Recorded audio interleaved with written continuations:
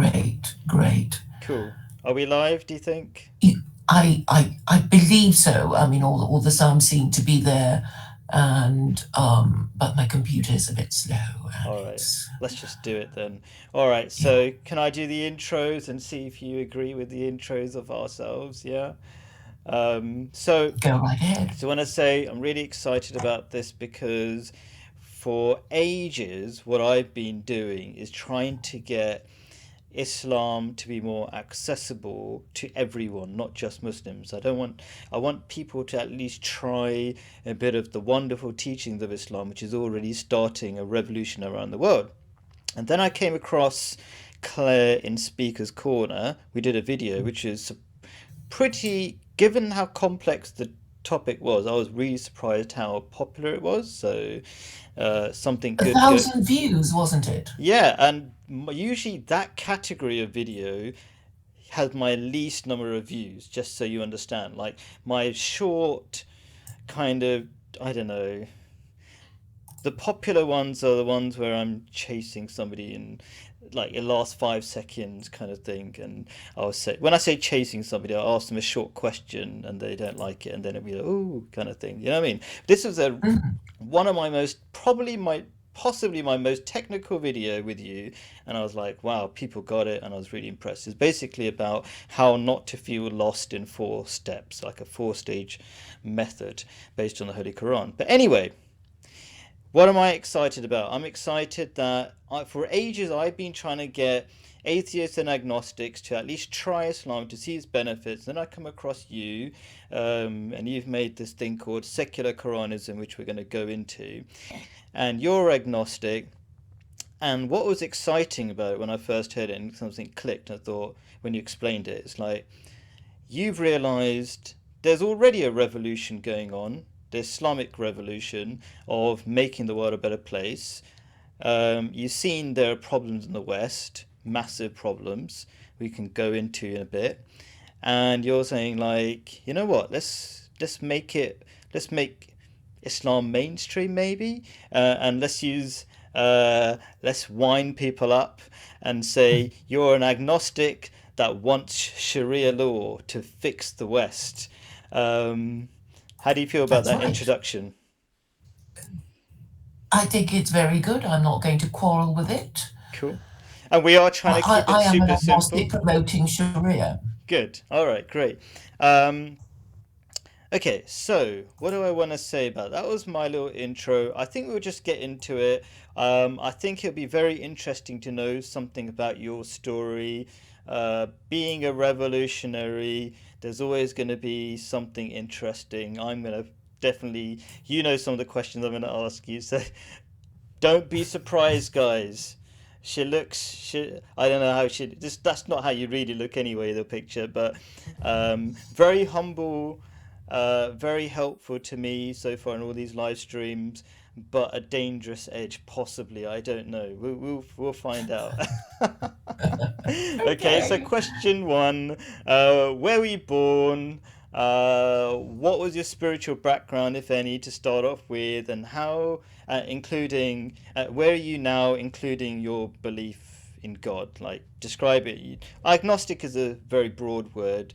You tell me your beginning. Sorry, your where you're from, and then the spiritual story up to now.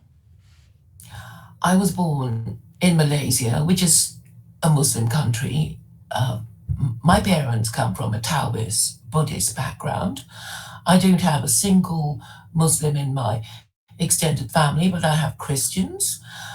I arrived at this little idea of promoting Sharia to non Muslims because I think it's the only way of maintaining, restoring, establishing social conservatism. And by that I mean marriage and But I want family to stay values, about which is you. I want your story about your spiritual background before we haven't got to secular Quranism yet. Just your story to begin with.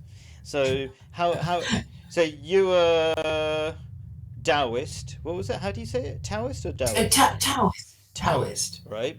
yes. How much of belief in God is there in that?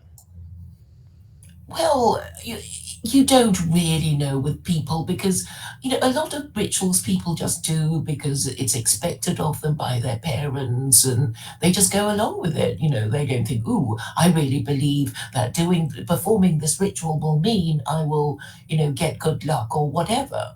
A lot of these things are cultural, and who knows if people really believe in it. I'm sure a lot of Jews, just go along with their whole thing without, because they don't want to offend mummy and daddy. Okay, so are you telling me from your beginnings when you were a kid to now, no particular spiritual journey to be told of, or was there any spiritual, as in belief in God or whatever people call spiritual? It's a I bit of think, a vague word okay, nowadays. Yeah. right. I'll tell you what I can remember. At the age of 11, I sort of made a bargain with God. It's the usual childish ones. If you give me this, I'll believe in you. And and then I didn't. I suppose I didn't particularly ask for that much, or maybe I did get what I want and I thought I was going to get it anyway. And so I just believed. But I also remember being given a book by a Jehovah's Witness, and I quite like the illustrations. They're very good about, very attractive illustrations, which which appealed to me as a child. It was one of the landline next to the lion. And I remember it to this day. So I became aware of Christianity, but then I guess I couldn't bring myself to believe in it, and I have been atheist until I I suppose I arrived at my idea of secular Koranism, and the thing about it is that you kind of slide into it just because you're promoting this thing that was based on a belief in God, When you say and slide and into then it, you slide into what? Belief in God?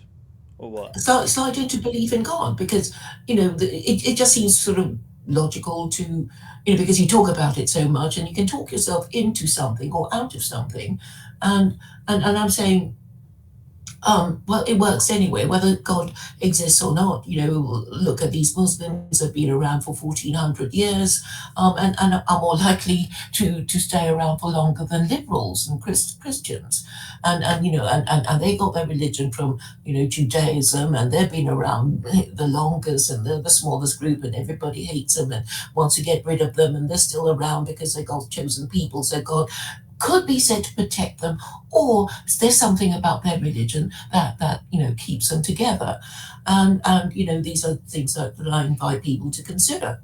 So you've got a sort of proof in the pudding sort of belief in God. It's like, I don't know about, you're not sure about the details of God, but something about the effect of God, believing in God seems to be like, yeah, that seems there's some sort of reality behind it. Is that a good summary? I'm always trying to summarize to understand. Yes, and because I argue with a lot of people, a lot of people say, well, you should be Muslim anyway. You're promoting Sharia. What's going on? It's really silly that you're not Muslim, and I had to argue with them, and then eventually they said, well, what would it take you to believe in God? And I thought, well, the success of secular Koranism, All right, that's and the it, bargain. Another you're putting a bargain in there, bargain with God, mhm, maybe. Yeah. it- Okay. it's a very Jewish thing, but Okay. All I right. guess I'd give that up. Okay, cool. So we've got a bit of an introduction to spiritual background. Let's a funny thing I've come across with you. I was introduced by, let's say, a mutual friend or mutual enemy. I don't know how to describe Jacob in another stream I was in that you introduced me to, and he showed like I was in the stream and I said, "Oh, my friend from Secular Koranist told me to come to your thing," and he went, "What? Secular Koranist?" And I thought, she's very nice. Why are you scared? And then it's like, here's a picture of her in front of a Nazi flag with a huge gun.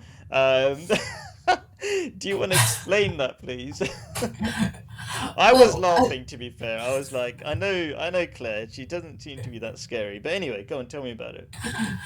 Well, it was really a publicity stunt because, I'm sure it doesn't surprise you to know that I'm quite active in politics, or very committed to my political activism. And my premise is that government should. Okay, I want to define nationalism as government in the national interest, because it is my belief that we would be prepared to make sacrifices, for the greater good, and we can be persuaded to do that if we are persuaded that the ruling classes know what's best, and they're doing it for the greater good, for posterity, etc. And then we'll be more prepared to pay higher taxes, sacrifice our convenience, maybe our lives, to fight defensive wars, that sort of thing. And I'm trying to universalize the idea of nationalism, which I want to define as government in the national interest. And I'm saying it would be in the national interest to have a moral system that is at least effective at maintaining minimum standards of sexual morality, i.e., making sure most parents in your society are married parents.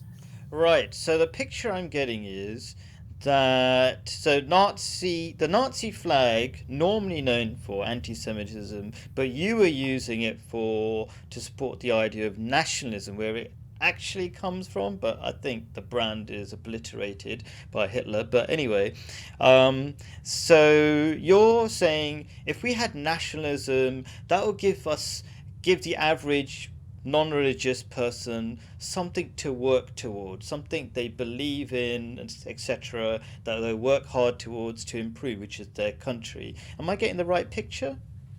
Yes, because the idea is to make everybody who lives under a government, and I can't think of people who don't, to think of nationalism as government in the national interest. And I don't want it to be about race, because the national interest is not about particular people. It's about the conflicting interests of all the different groups in society, a judicious balancing of all their conflicting interests, and making the right decision, on behalf of everybody, and never favouring any particular group, neither men nor women, neither the young nor old. Within a country, I mean. Yes, and Okay. neither the workers nor the middle classes. You think of the nation as a whole, and So you're trying to unite people behind a cause, which is nationalism, and then that can unite people towards making a better country through better morals and whatever. They don't want the degeneration. They don't want to see. They want to look to their country and say this is a wonderful country, and they don't want it to be a degenerate country, which is what we're suffering from at the moment. More criminality from single mums and all this kind of stuff. And by the way, if you think that's insulting to single mums, that's just basic psychology. That's kind of what you're saying, right? yes, because the illegitimate offspring of unmarried mothers live in fatherless homes, and they will not be properly parented unless that woman is extraordinarily,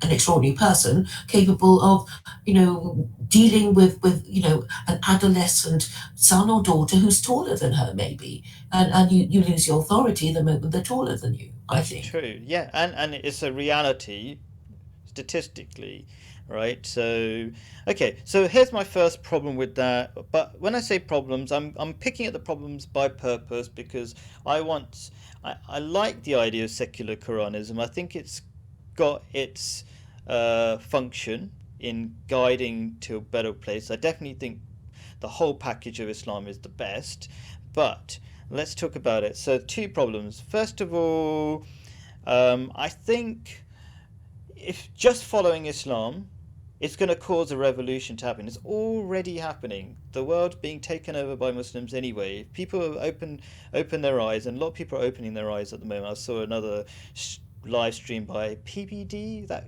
was that Oh, Iranian oh, guy. Paul van der Kay? Yeah, he did a thing about Islam's taking over the world, what's happening there. Um, Loads of people Oh, did he realize. say that? Yeah, Did he he did say? I should have shared it with you. You can always share stuff with me. Mhm. So yeah, so he's doing a talk about, like, as usual, he doesn't invite Muslims to, because he wants to say something bad about us as well. He's like an atheist. He hates Muslims, but he's realizing that Islam is taking over, and he's trying to figure it out. He's really frustrated by it. But so what I'm saying is, you don't need. This is my sort of two problems with what you did. Maybe it was just fun that you what you did with the Nazi flag, but you don't need the terrible Nazi flag and the broken brand of Nazism. Just use Islam. Bang, you're going to solve all the problems. And I don't believe in a sort of nationalism versus globalism thing, because we need to work together. If you want a successful country, it needs to know how to work in a global community. So it's all about the skill of working together. Like, even working within a country, within the nation, you need a, a skill of wanting to work together for the greater good. And the greater good can't stop at one place. It can't stop at the nation, because then that's an attitude that's going to filter down badly. If you say I support my nation by versus the world, I think that's not going to work. In Islam, we are stewards for the world. We're stewards for animals. We're stewards for the whole environment. Anyway, so those are two things. You don't need the broken brand of Nazism, and I don't believe in pure nationalism. I think we should take care of the country. We should also take care of the world, and they're not really separate things. Yes, I really do want to discuss nationalism because I know it's been associated with a lot of bad stuff since World War II. And if you were to ask Hitler and Mussolini what they thought they were doing, they thought, well, we thought we were acting in the national interest by invading all these countries because, hey, this is what France and Britain did. They invaded.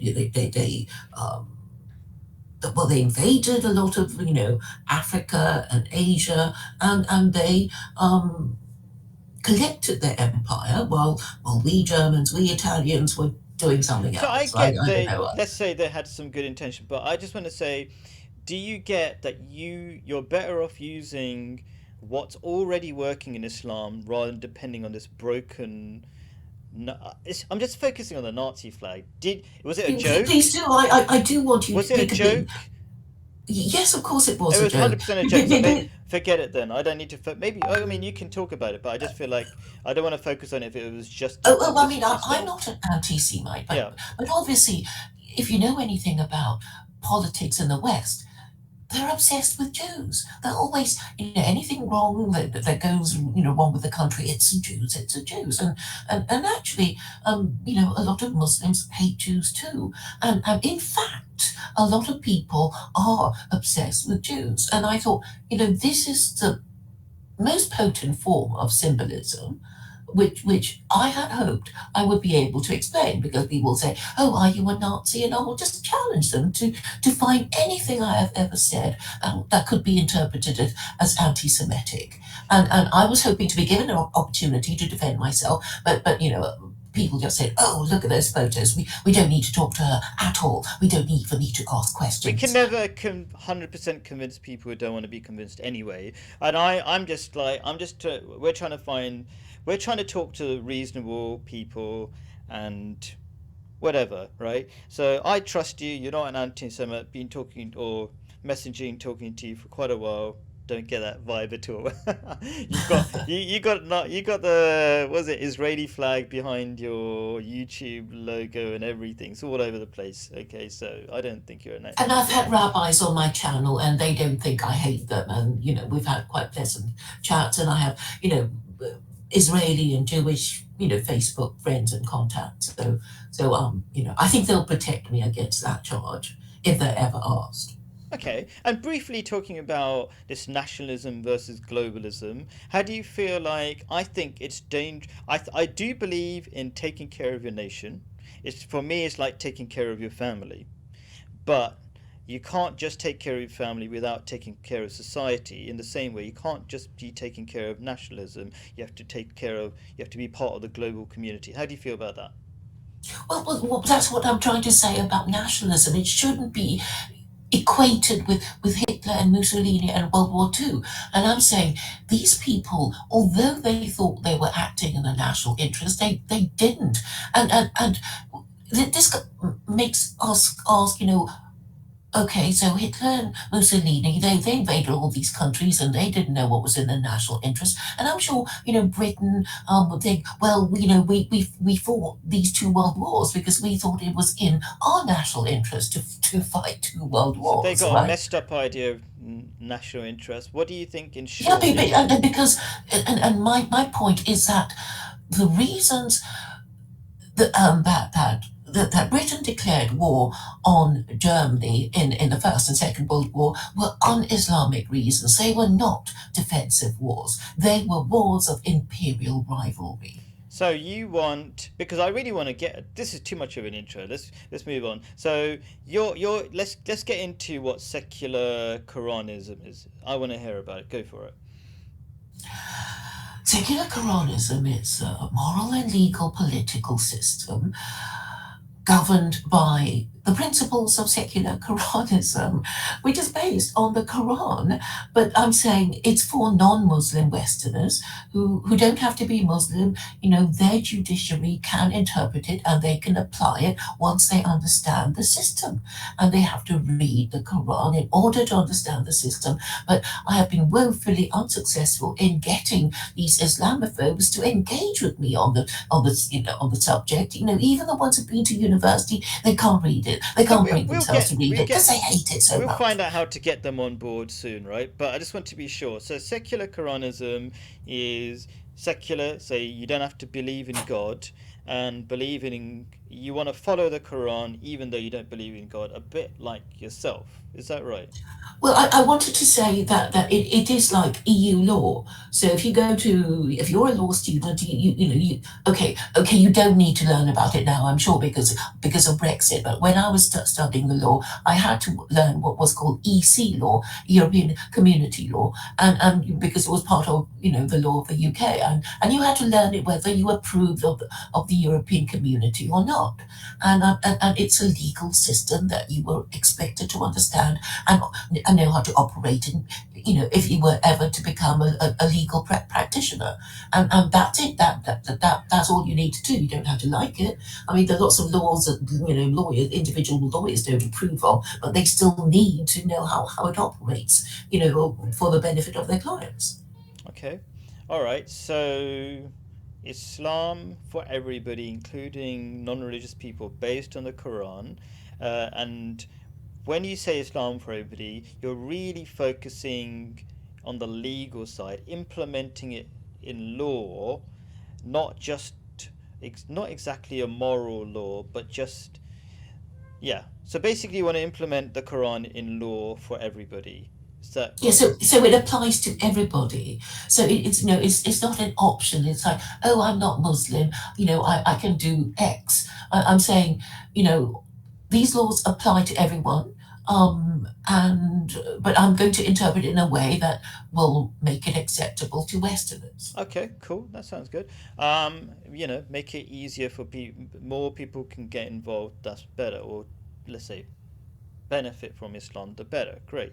Okay. I don't. Just to be clear, I don't believe in diluting Islam, but if people can take some of it rather than none of it, that's fantastic. Next question is, how did you? So that's secular Quranism. How I did you? intend to implement all the commandments of Allah capable of being made into legislation. It's not, my selection of my favorite verses. I just wanted to make that clear. Okay, fine. So how did you come to the realization that Islam is the answer? That's an interesting little story, maybe, or quite a Yes, big well, I mean, realization. it's a verse that many would consider controversial. And we were talking earlier about, the unmarried mothers, never married mothers, and because they seem to be the majority now, I don't think it will ever be overturned under, under a democracy, and I don't think anything short of public corporal punishment would discourage people from the behaviour that leads to unmarried parenthood, and therefore, horrible though it will be to many people who regard fornication as a human right, that for me is non-negotiable, because otherwise the whole thing collapses. It wouldn't work anyway. Okay, but that's just one law. Is that the only thing that I can see? The picture I'm getting is that you see real big problems in the West, and you want the brakes to be put on, and maybe the toughness of some of the Islamic laws are required. Maybe that's what's happening in your mind. Okay, sure, that's part of the picture, but that's only one of the many, many laws. Did you investigate more into the Quran about more of the laws? I mean, you've decided to adopt the whole of the Quran. How did you Yes. come? Yeah, Um, I mean, there's a verse supporting a one-party state, which I think is necessary because representative democracy would be dividing the religion of your country into sects and rejoicing in our own doctrines, which is what political parties do. They have unnecessary differences. It is very divisive, and eventually it leads to the situation that we have in America now. And I know they're quite frightened, because they think the Republican Party might just be cancelled. so you want, did you say one party theocracy? Is that right? Yes, it can't operate within a representative democracy. Yeah, I think a lot of people are starting to we've had a lot of people I've talked to are very tired of democracy. It sounds weird, like because the West is going around exporting democracy through oil wars, let's say, around the world. Yet a lot of people here, in the UK at least, were like, "Oh my God, really? This democracy is a joke. Like, who do we get every single time? The worst possible people." So I don't. I think a lot of people can see. It's a bit scary what you're saying, I suppose, to in a normal demo in what the West is used to. Scary for Westerners, but I think people can see where you're coming from. Democracy doesn't seem to be working very well anywhere. Okay. Not in Israel, who've had 6 elections in 5 years or something like that. Yeah. So they must be tired of it too. Yeah. Interesting. Yeah. Okay. So you've looked around the Quran, and it seems to have a lot of solutions. Um, But how long have you been looking into the Quran, just out of interest to get a feel? Because there's quite, a lot of rules in there. I first read it in 2006, and over the years I've read it in a few translations, and obviously talking to people, I've had opportunities to refresh my mind about various things. So I would say the banning of usury would be the kind of I'm gonna carrot. catch you on that because you say usury, which is an older term, not that everybody understands. But basically, interest-based banking, which has been banned in Islam, even in Judaism. But anyway, I'm not even going to go to what Jews do. That's a bit anyway. Well, they're not supposed to practice it on each other, but they are allowed to practice That's it on why I'm a Gentiles. bit, I think that's really bad. It's like, oh, if God tells you don't do drug dealing amongst yourself, then you say, oh, do drug dealing amongst the Gentiles. That's not a good approach. But anyway, um, yeah. So anyway, But it's useful for the Gentiles to think, well, oh, if the Jews are not supposed to do it to each other, then it's obviously a bad thing. And yes, for centuries, Martin Luther was saying absolutely, absolutely no usury. yeah. And it was John Calvin who said, actually, don't you worry, it's okay, we can practice it. Anyway, And, so and let's explain why. Why do you? I mean, this since we're talking about it, what do you think are the bad things about interest-based banking? Not even the Muslims. A lot of Muslims won't know what's wrong with it. They just know it's bad for some reason. But do you know? I mean, what were the reasons that you've come across? I'll try to explain. I mean, one of the reasons why Jews were expelled from their country was the people who borrowed money from them realized they would never be able to return, pay it back. So they thought, well, we'll just kick you out if we, instead of having to pay you. And then they'll say, oh, and then after a while they say, oh, we want to borrow some money again. Oh, come back, Jews, come So in a back. way, it's robbing the poor. Would you agree? It's, I don't know. I think it's more like a relationship that a drug addict might have with their drug dealer. They try to kick the drug dealer out, and then they go cold turkey and beg them to come back again. Maybe Yes. something like that. Yeah, it's an addiction to material. It encourages the addiction to materialism. So you might be addicted already, and then it makes it easier to buy more and more stuff that you can't afford. And you find that a lot of, let's say, I don't talk about classes so much. The poorest people, you'll find that they spend all their money. And even borrow, like Christmas, people are famously borrowing tons of money to buy stuff they can't afford that they don't need and stuff like that. So yeah, it heightens the materialistic addiction. Yeah, so I think addiction is a really good word for that, and it just makes it worse. I would say, just to put a couple of things on the the list of bad problems with interest-based system. So I call it a reverse Robin Hood, because Robin Hood famous for robbing the rich to give to the poor. What interest-based banking system does is rob the poor to give to the rich, because the rich don't pay interest; they get interest. Does that make any sense? What's one bad thing about it? Yeah, and then Well, they another, get paid interest. they get paid interest, and the poor are the ones who have to borrow money to pay interest to the banks. So the rich get interest from the banks, and the poor give interest to the banks. So it's yeah. So you effectively, so who do the banks give it? They give it to the rich people. So it's rob the poor to give to the rich. The people with the savings. But the thing is, in the end, it destroys the usurer because what happens now in a situation of negative interest rates is that you you you're actually encouraged to spend your savings because they're going to charge you interest on the money you keep in the bank, and because it discourages saving, it will impoverish the country practicing usury eventually. That's a really good point. So the Quran gives a description of the anybody who tries to benefit from usury or interest based is somebody who rise except from the like an insane basically describes a person who tries to benefit from usury as an insane person smitten by insanity, and satanic thoughts is one of the descriptions. So that's exactly why, because you keep trying to make more money, but you're actually losing money, because one of the other effects of interest based um, banking is that it enables you to buy more stuff, and it effectively creates inflation. So if you can buy more stuff, your money becomes more worthless. Like only a few decades ago, a house in London would cost 5,000. Now the same house would cost 1 million, right?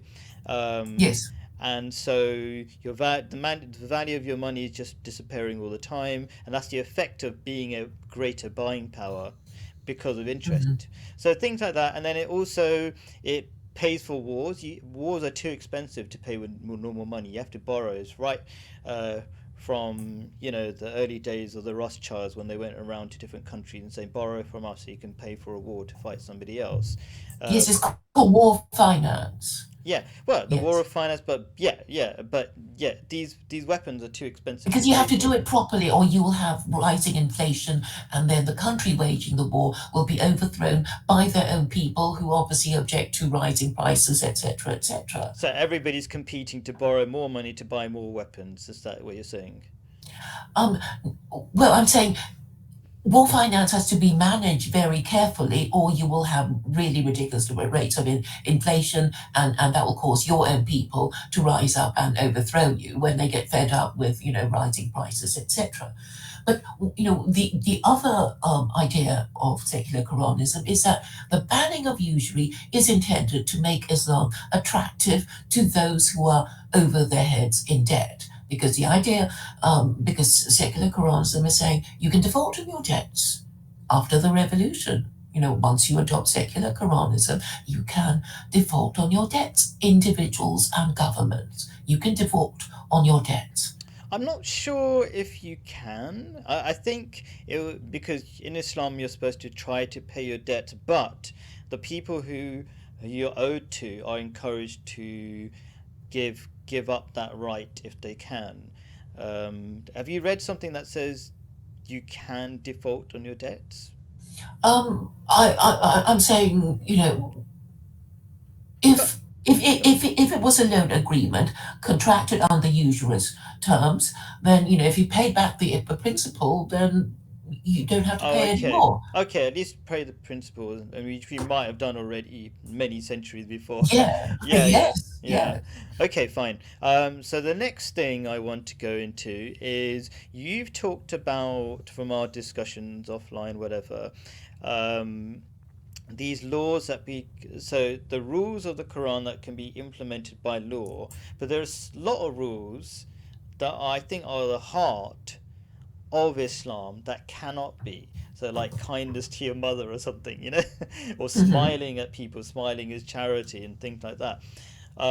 What do you think about those laws? Because I think that's the real Islam. Like, you can see there's an Islamic revolution happening where it's the fastest religion spreading, and it doesn't require any punishment, no stick required. People just get the beautiful teachings of Islam without these laws. So what do you think? And so I call these the spiritual laws, the ones that can't be enforced. What do you think about those?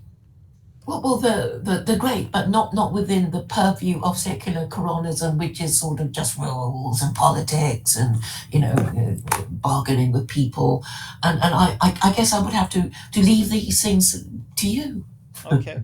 Okay. Because I imagined, maybe I'm expecting too much of secular Quranism. Maybe if it plays a part, that's good enough.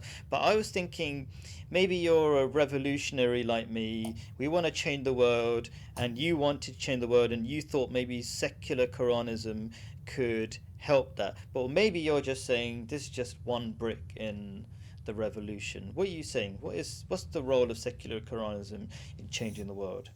Well, I'm saying basically that once the laws of God are in place, people will come to Islam anyway because they'll perceive it as being the mainstream thing, and why not? And I think whether they intend to or not, if they have children, but they're going to use God to frighten their children, aren't they? I mean, currently they use Santa Claus, like if you're naughty, you won't get any presents, but God is so much more powerful. Okay, I So get that. So you're you can see the benefit or you can see the need for the spiritual part that can't be done away with because that's how the revolution is currently happening. But you're just trying to normalize Islam in government because when things are normalized, normal people do better, isn't it? It's like if everybody was told I don't know how you could do this, but let's say maybe there was a society where everybody smiles at each other, politely rather than ignoring each other, which is causing the loneliness epidemic in London. If people smiled at each other, everybody else would smile at each other. People just copycat each other, right? So you're trying to normalize Islam so that the Islamic behaviors become normalized and then everybody's happier. Is that a reasonable summary? yes, I mean, if you have law and order and people have, stable jobs and live in stable homes and stable families and stable marriages and mentally stable people around them, we're going to be happier. And Okay, and I so you're not trying to. To what extent are you trying to scare because you said be scared of God, which is important as well. But I don't know. What I'm trying to get because people will be asking this. I'm sure they'll be like, okay, so you want somebody who's adulterous, basically somebody who's not married, who has a child, to be whipped 100 times, and I'm actually happy with that, right? If people in a secular country vote for it, I'm happy with that, right? mhm. To what extent are you trying to scare people into believing in following Islam? Yeah, I suppose that's the question. Yes, I have been accused of of not really believing in my idea, and I'm just using this to frighten people. So yes, people have said that of me, but um, it wouldn't be completely true because I mean, yes, I can see how bad things are, and that's why I propose these radical, fundamental changes. So yes, it is the case that I think it is necessary to do all these things that people will regard as extreme and radical and fundamentalist and whatever they're gonna use to demonize me. But yeah, I think it's necessary. I just Okay. don't see how else it's going to be achieved. Yeah, okay. I do think it's part of the package, but I suppose how it will be achieved is going to be the interesting thing about the next question.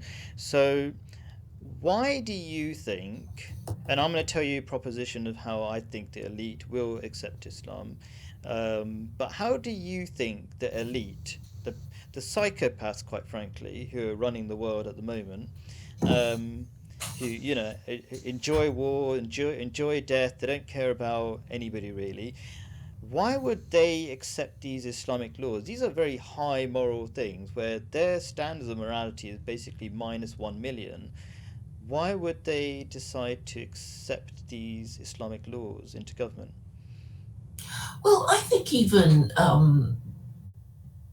gangsters, after they make their fortune, they want the next thing, which is to feel good about themselves. And eventually they want to be loved, and, everybody does, even the worst kind of criminal. So, what's the next thing you want after you've got all the money you want? You want people to respect you and, like you and even love you. And I think a lot of politicians, um, they know how much they are hated. I Okay. think they do. Yeah, sometimes I think, how do they carry on? And they know everybody hates them, and they, anyway, yeah. Yeah, oh, I mean, and I'm thinking in particular of journalists, that they must be so isolated to apparently believe the things that they say. So I guess they can't have much to do with ordinary people, and they live in a bubble. And I know people like that, and, you really can't get through to them. But I'm sure they feel bad because I think, every now and then, they see a bit of truth and somebody says something mean to them, and it gets through, it penetrates. But then, of course, they will push it away and pretend they didn't hear. Yeah. Okay. Eventually, you're saying the truth will, you know, Yeah, it's like, get through to hey, them. Mr. Politician, what's your problem? What do you hate about your job? And they'll say, the fact that I am hated. Hmm. And I'll just say, well, you will be respected if you have some principles. So I'll And tell you that's, what I think why that's not going to happen quite like you're thinking, but it will happen, but it'll take a bit longer. First of all, these people, it's your ego. Your people are blinded by their ego. They could have realized a long time ago, but they carry on, and they'll never be satiated. You can you can see that incredibly rich people, and they just keep trying to get more and more, and it's uh, it's a bit like that quote from I think Prophet Muhammad and Jesus that a fat man is the chances of a fat man getting into heaven is like a camel going through the eye of a needle. The I think it's idea a of rich man. the rich man, sorry, that's the one. I just got a picture of a fat man in my head. Okay, fat cat or something. So we're sometimes so blinded by our ego that we don't ever learn. But maybe that's too negative. But it is generally what you find. So hey, let's talk about what I think will happen based on this idea of rich people being the last to learn, let's say, because their egos are the biggest. Um, what it is that the revolution always starts from the poor, and as people, widespread Islam becomes accepted widely, the what we're seeing already from like people like Sadiq Khan. Why was Sadiq Khan our mayor? It's not because he had particular nobody. I don't even know his manifesto. I don't think anybody who voted for him knows his manifesto. The reason why he was elected is because I think it's just because he was a Muslim. Okay, the mayor of And, and, London. and, and his rival was a Jew, Zach Oh Goldsmith. right, okay, cool. I can't remember that, but okay, cool. Mm. So that probably helped as well. Yeah, Okay, yeah. yeah. So the point is that when loads of people are Muslim, they're going to vote for Muslims, and then they might get not a, they might get a rubbish Muslim, who's just 50% politician and corrupt, whatever. But then as there are more and more Muslims, hopefully they'll go say, oh, well, I didn't like the rubbish version of Islam through this corrupt politician who's a Muslim. I'll get a better one and a better one, and so in short, there's a saying of Prophet Muhammad, the leaders are as we deserve. And I think there is a reflection of if the people are corrupt, you get corrupt leaders. What do you think about that? Oh, yes, and they are so corrupt. And I'm talking about the people at the bottom. Of course, they're always complaining about their corrupt politicians, but one of the things I've noticed about nationalists or people claiming that they care about, their own people, the purity of their race, and I'm saying, but what about marrying before you have children? Haven't you noticed that Western IQ is lowering, and it's because of the bad parenting of these unmarried mothers, and it's like they can't, it doesn't compute because most of them are like that, and I think they're afraid of upsetting any women who might withdraw sexual access from them, or if they're not sexually active, they're going to be offending the others of their group who are. There's so many, unacknowledged reasons that they will say, no way, we're not going to give up, this idea of free love. Right. Okay. Yeah. Okay. And so I just wanted to explore another thing because secular Koranism is very sort of, maybe you can call it political or at the high level in terms of law, and not um, at the moral level, let's say. And I wanted to discuss just one example of how moral laws trumps and is far more powerful than any governmental law. And I don't think we're even really you're not denying the value of spirituality, but let's just discuss it anyway to see how you think how effective secular Quranism will be in the case of something like the prohibition of the US in the when was it in the 1930s or 40s, I can't remember when it was, where people were told you're not allowed to drink alcohol, and it didn't work. So they put really tough laws to say you cannot drink alcohol in the US, but it didn't work. Just alcohol just went underground. And but in Islam or amongst Muslims, it was wiped out very quickly. I don't know if you know the history of Islam, but literally they would drink like 5 times a day. It would be like they where we kind of look down at people who get drunk a little bit, on the train. They encouraged it. These are the most drunk people maybe of history. I don't know, um, and they managed to eradicate alcoholism really quickly. So and There there is was a verse in the Quran that yeah says, do not come to prayers drunk. yeah So drunk that you do not understand the meaning of words. So yes, it was a pretty low standard yeah. of sobriety. Yes, and then the standard rose, but yes, that's where it started. Yeah. Mhm. Essentially, eventually, it was forbidden. So yes, there was a little bit of a graduation or gradual teaching there. Um, so what do you think about that? The reason I'm asking is because you're talking about things at a legal level. I'm talking about things moral, personal level that can't be policed, and I'm saying that's more effective as seen by the prohibition in the US versus what you've seen in Islam, where it's stopping people from drinking and taking all sorts of drugs. What are your thoughts about that? Um, well, I think the what is lawful is the lower standard of what is and isn't allowed, because you may be doing something and it's annoying to whoever is annoyed by it, and they tell you to stop, and you might say, well, there's no law against it, is there? Which means I'm allowed to do it, and I don't care if it annoys you. I'm going to do it because it's not illegal. But obviously, if it was illegal, the cops are going to be called and you'll be arrested, etc. So But can you what see is that it might legal? not work because people have tried that and it didn't work with the prohibition? Well, maybe if they carried on, eventually they would have accepted it. Maybe they gave up too quickly. I don't know, but I mean, I would agree with you that morality is a higher standard than legality. And more powerful, would you agree? Yes, but you would have to change I'm not the saying have one or the other, but I'm saying the main one is the morality side of it.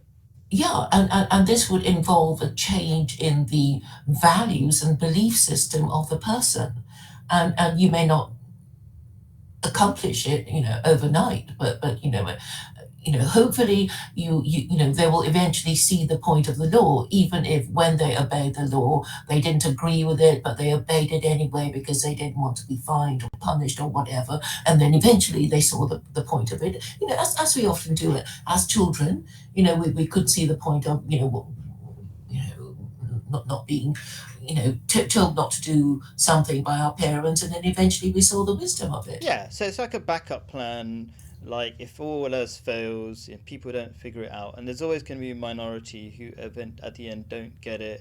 They don't want to think about it. They don't want to think about their social responsibility or anything, or even personal responsibility towards other people, because alcoholism makes you abuse your own children and beat your own wife and all that kind of stuff. That's what it's well known for.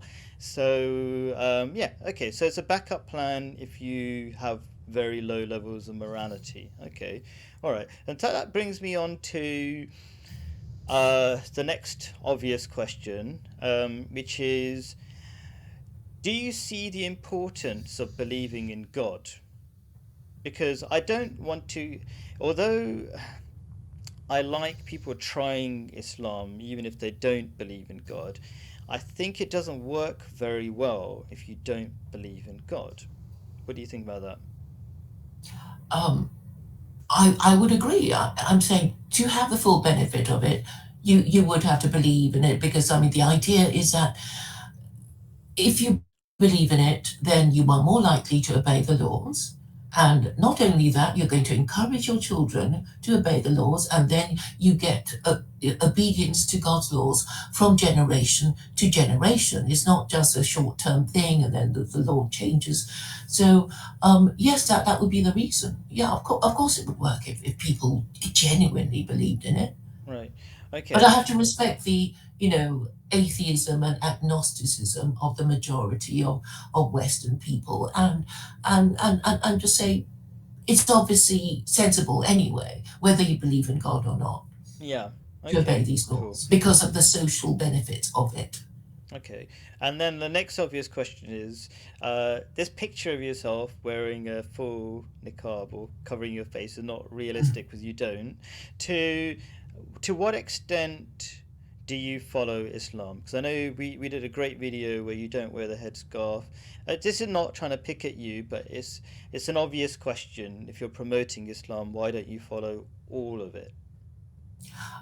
Because I think it's important for me to have my identity of being agnostic and promoting Sharia, because otherwise I'd just be another Muslim. So I think for the purposes of attracting non-Muslim Westerners, I have to maintain my identity as an agnostic All right. Anyway, for their sakes, and it's also a more powerful message. I don't agree because it's in some way less powerful because like you're promoting Islam but not 100% following it, and then be like, oh, why are you not following that bit? Why are you not following that?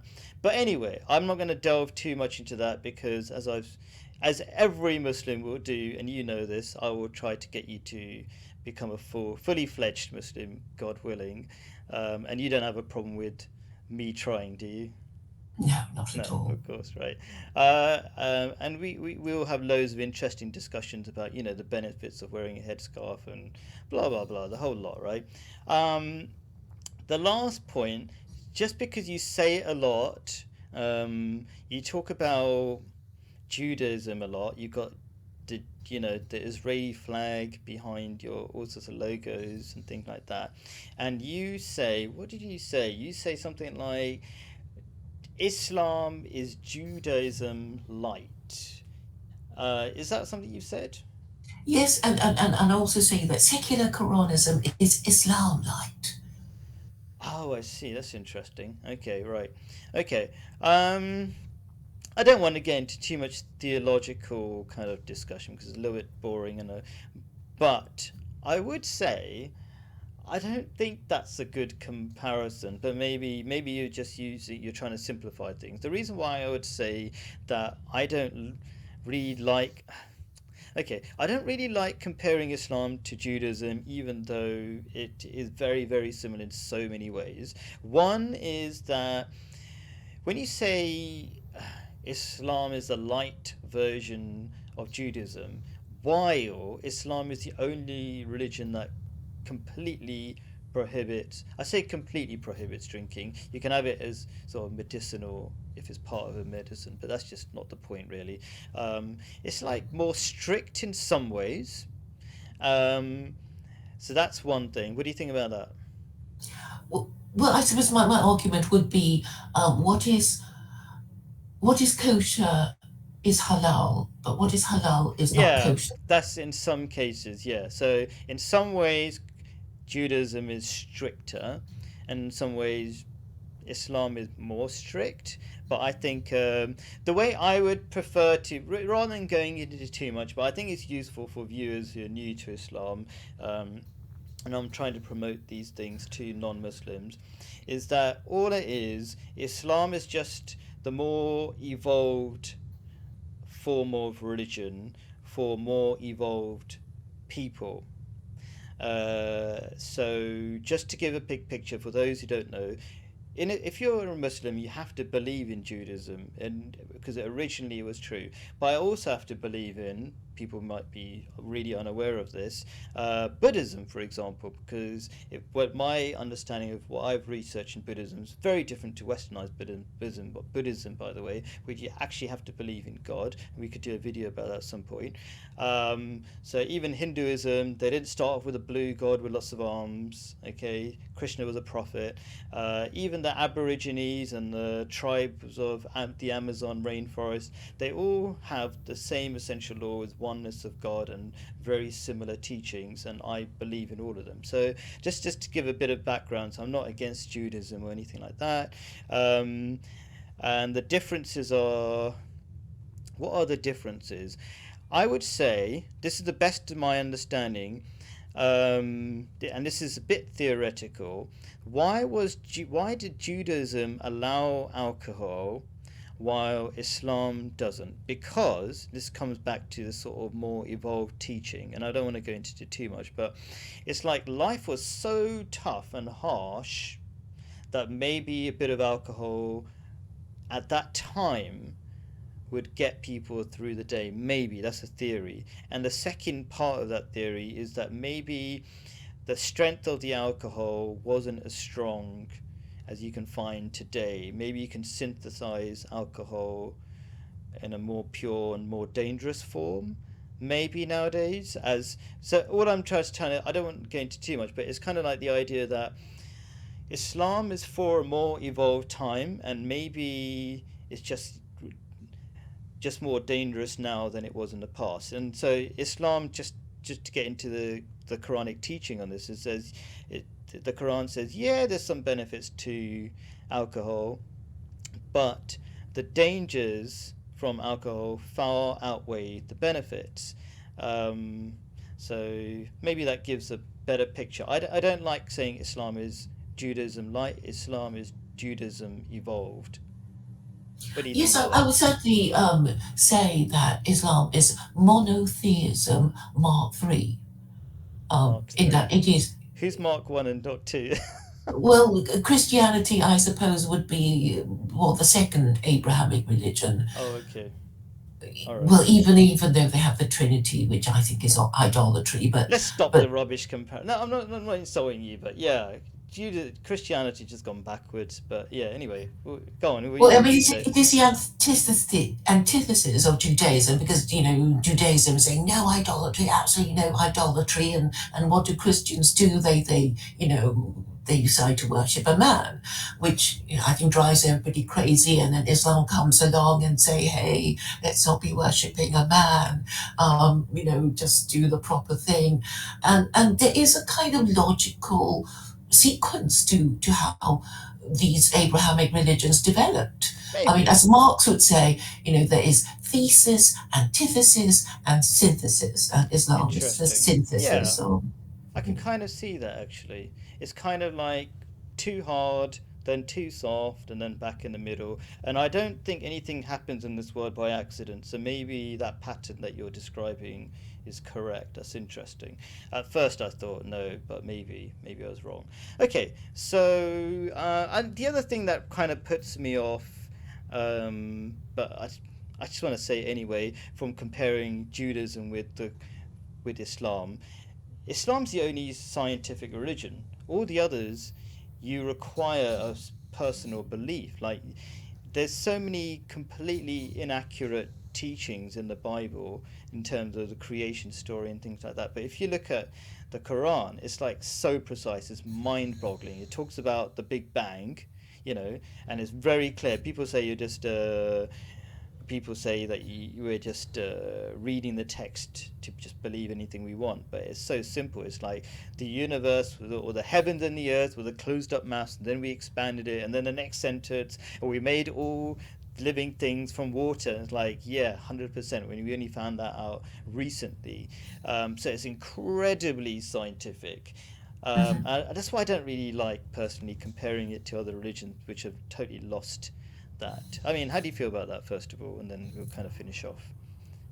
well, the thing is, the Quran itself is often talks about the children of Israel, so I guess there's no escaping these Jews, and also mentions the Torah, even though it says it's been corrupted as well as the Gospel. So there is a kind of, I mean, Islam, I think, is built on the foundations of Judaism and Christianity. Yeah. Um, You know what? Having said that, I do want to talk about the similarities because when I talk to Jews, I'm like, oh yeah, you do that, and we do that. Yeah, okay, it's like I talked to Jacob the other day, and I was fasting, and I said, yeah, we Muslims carry on the tradition of fasting on Mondays and Thursdays, and he thought about it and said, oh yeah, that's true. And when I had my Jewish friends at university, and they were actually my best friends because I felt most closest to them, we had so many subtle. I mean, besides praying. Like we pray 5 times a day, but you can combine them to 3 times a day, which is what the Jews do. The Jewish prayer is very similar. There's ridiculously small details that we would talk about and be like, yeah, we do that as well. Like what a Muslim should do is if you ask somebody to pray for you, you should pray for that their prayer is accepted. And it's like, oh yeah, we do that as well. It's like ridiculously tiny things. So there are a lot of things that are very, very similar. I don't like too much comparison sometimes because of all the faults in the, I don't know, the broken version or the tainted version of those religions because they're very old. But anyway, let's leave that alone. Okay, so just to finish off, um, let's talk about, since I'm a revolutionary, you're a revolutionary, let's talk about how the revolution should happen. I will just give you tell me, how's the revolution going to happen? How is, I call it the happiness revolution of Islam because it will teach these happiness truths, spread happiness truths that we'll stop self-harming, causing ourselves problems that we don't need to have problems with. People will be so much happier, there'll be so much more social, there'll be more families, blah, blah, blah. And I think that's going to happen through education, one word. mhm. And that's part of a sort of prophecy, but that'll be a whole different story of Prophet Muhammad, how it would rise. But your feelings, how's the revolution going to happen? Well, I would say that the Quran is a book of bargains. Trump wrote a book called The Art of the Deal about making deals, and I think it should be used as a political manifesto because all these things these Westerners are complaining about their government, their women, everything's going wrong. It's like hey, this is the book. Can you think of anything better? And the worst of these Islamophobes is that they can't. They actually can't think of anything better. They don't even dare to say Mein Kampf or Communist Manifesto. They literally cannot think of a better book than the Quran, and they hate it. And I think you use the Quran to win these arguments. They might not be spiritual, they might just be, some people will say they're just cheap debating points, but the fact is that they can be easily won. And I think, Muslims should use it a bit more. I know the concentration of dialogue in Speaker's Corner is that they attack the Trinity and to try to prove God's existence, but no, just bargain with them. It's like, well, everything that's going wrong in your country is because you don't have a moral system, and America doesn't have an official religion, which is why all the craziness of transgenderism and whatever, it's coming from there, and it affects us too because our leaders follow the orders of Uncle Sam, and it means that the whole world is affected. And I'm saying Muslims should do dawah to I don't know, Dawah means Congress, inviting. to maybe do it to Congress, just It's really convert. funny how non-Muslims keep using Arabic terms, expecting everybody to understand, but it's actually becoming quite popular. Jacob did the same thing. He said, "Yo, so you do Dawah, do you?" It's like, "Yeah, I do." Does everybody understand that? Yeah, we do. We get it. And I think what was it? Andrew Tate has made the word haram very commonly understood. It's like, which means that's a bad thing. Yeah, haram Yes, means bad thing. yes. Um, okay, so all right. So I'm trying to summarize what you're saying there. So there's a revolution that's going to happen. Can you summarize in a few words again? Sorry. I'm saying that Muslims should be doing dawah directly to the to Congress because there's 535 of them. So maybe if you're really organized, you can just sort of, find their Twitter accounts or whatever, and just direct the Ummah should direct all their energy towards saying, look, Americans, we know you're in trouble. You haven't even got a religion. You're considering Christian nationalism, but do you know why the founding fathers separated the church from their state? It was because they've had enough of Christianity, because Right. Christianity supported the right of absolute monarchs who would burn them at the stake, their subjects, if they didn't agree with the Trinity. Interesting. I didn't realize that was the reason because I think the automatically assumed reason is that you should separate religion in general from religious law so you can have religious freedom. But maybe, yeah, maybe they had such a bad time with Christianity. That was the real reason. I don't know. But I Yeah, think, yeah, because yeah. I think I don't think they even understand how it used to work. Because the whole idea of Christianity was to support the divine right of kings to rule, because they have to have some kind of divine authority. Otherwise, you're just a man. You're an evil man. We don't like you. So the deal was that the Pope would support the divine right of all these European Hmm, monarchs to exist. I mean, okay. that's why I mean, Christianity I was think all over the place. yeah, you made another point which I almost want to round up, but I'll let you have the last say. And a really important point that it's only me in Speaker's Corner who's talking about how Islam is useful. Everybody else is just like bashing Christianity or, saying you're wrong and I'm right sort of thing. And a lot of the atheists say it's the war of the gods, like your God is right and my, that kind of thing. And I do think people should realize the more powerful thing is to show how powerful Islam is in solving all of our problems. People just don't talk about that. And I think the reason why they don't talk about it is because right now in Speaker's Corner, it's a very short term view of getting views through the effect of tribalism, I think.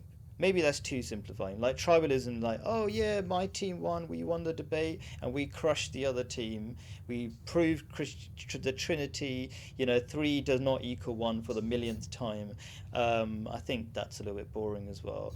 So you have the last say. What do you think about that? What I just said, that we should have a new kind of dawa, as you say, inviting people to God through talking about the wider aspects of Islam and not just beating other religions, and then generally any last words. So what I said plus any other words you've got to say.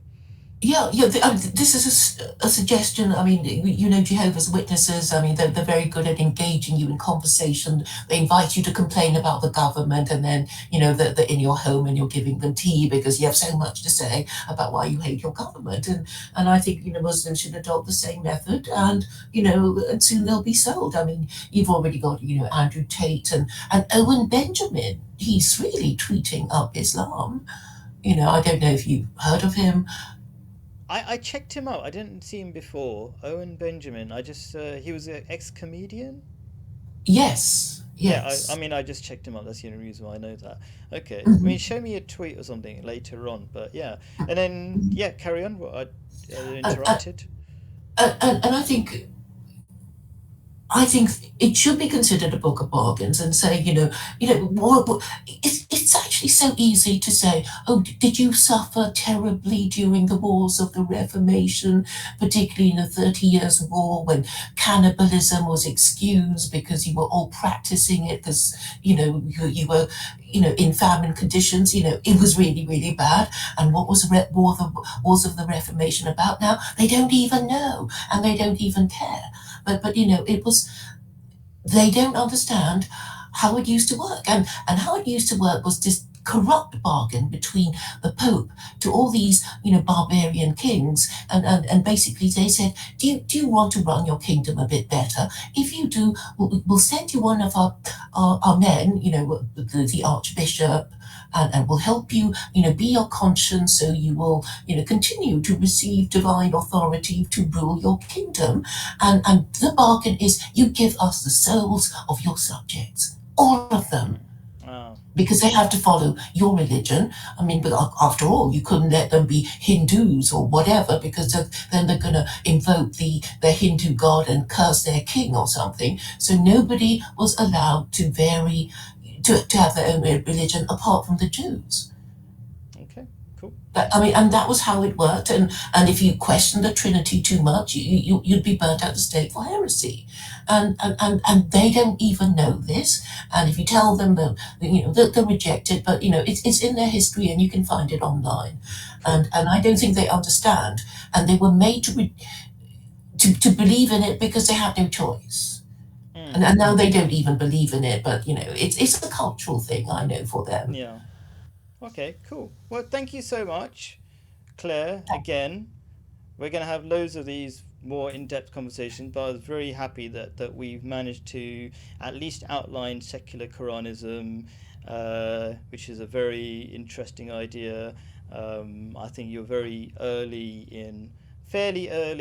in picking up the reality that Islam is the revolution, and you're just maybe one of those building blocks, I hope, for the revolution, changing the world, I hope. Thank you very much. Thank you for your excellent questions to allow me to explain my ideas a little better. I'm very grateful to you. You're welcome. Thank you.